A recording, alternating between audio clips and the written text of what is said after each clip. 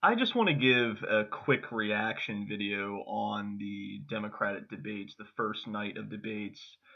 Before I get into my reaction and analysis, I will just say up front, I do think the second night of debates is going to end up being better and more interesting than this first night was. And maybe that just has to do with the lineup of candidates. I mean, outside of Elizabeth Warren, we don't really have a whole lot of high polling candidates in this first debate. Not that that's all that matters, because I think there's some lower polling candidates that are actually pretty good. But just getting right into the first debate here, I first thing I notice is that the moderators seem to give more time to the candidates that were, I guess, more in the center of the debate stage. Obviously, they gave Elizabeth Warren a decent amount of time. She was leading in the polls, way above everyone else on this debate stage. So they gave her a decent amount of time. They gave Klobuchar, Booker, Castro, I thought all got a lot of time, which is interesting because their numbers aren't really super high. I mean, they're polling in the low single digits, but perhaps more than some of the other candidates on the end of the debate stage.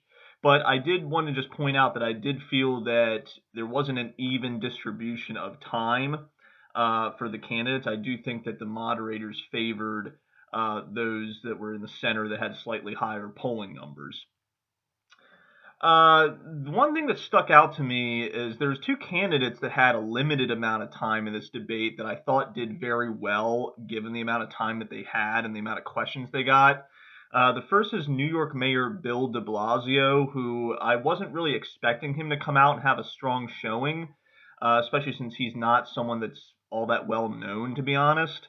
But he really stayed on message talking about what can be done to help working class families. He came out looking like a strong progressive. He talked about his record in New York, what he did with raising the minimum wage to $15 an hour. He talked about how he did universal pre-K for his state, and he was talking about how he wanted to do all these types of things for the entire country that he was already able to do for his state.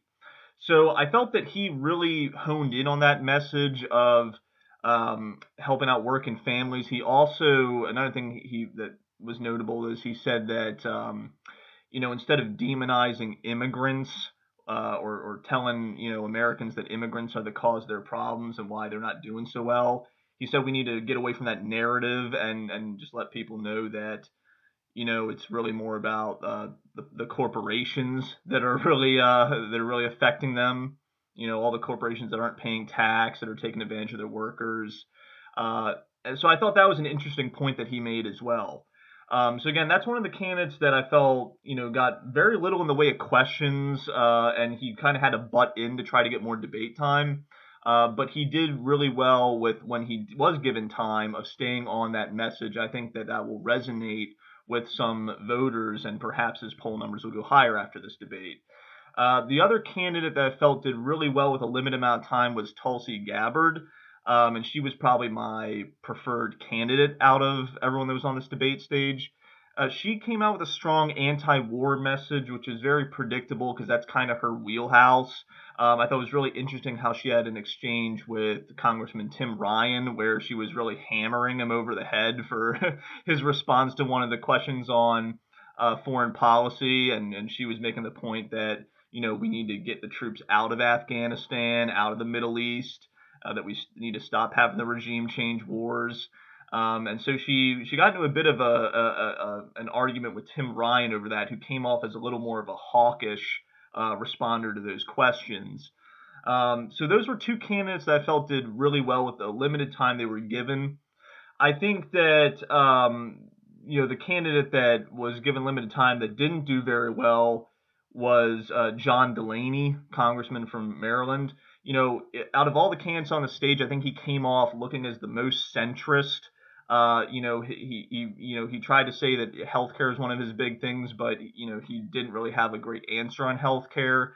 He definitely is against Medicare for all. Which, by the way, there was a part in the debate where they had everyone raise their hand if they would be willing to give up their current health care coverage for Medicare for all, and only two people raised their hands. I believe it was Elizabeth Warren and Bill DeBlasio. I don't think anyone else raised their hand for that one, which is interesting. Then again, you have to consider that people in Congress have really great health care plans, so maybe that's something to do with it.